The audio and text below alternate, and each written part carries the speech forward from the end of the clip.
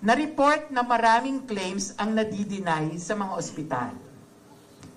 Nakita rin natin sa pag-aaral na ang malaking porsyento ng mga denied claims ay sa kadahilanan na nai-file yung claim beyond the prescriptive period of 60 days. Pero ang mga serbisyo ay naibigay na.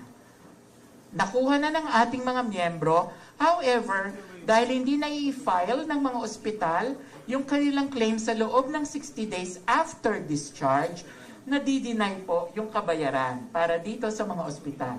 So sa ngayon po, with the approval of the board, ay naglabas na po at maglalabas po today ang publication ng polisiya na yun pong mga claims na na-deny natin, na-deny ng ating korporasyon because of the 60-day late filing period ay mababayadan na po natin. And again, gaya nga na nabanggit ng ating tagapangulo, ito ay aabot sa a little less than 9 billion or around 8.8 billion pesos. And this will cover for all our accredited facilities, public and private, na merong mga claims na nakapaloob dito.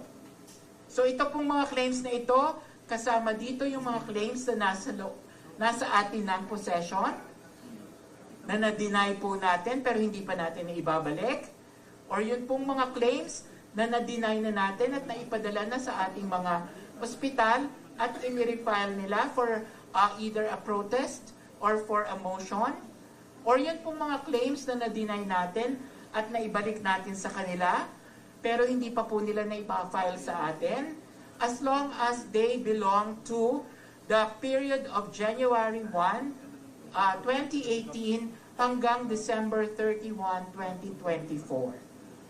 Why 2018? Because during that time po, tayo ay nagsimula doon sa tinatawag nating electronic claims filing, na kung saan automatiko na nadi-deny yung mga claims na nai-file beyond the 60 days.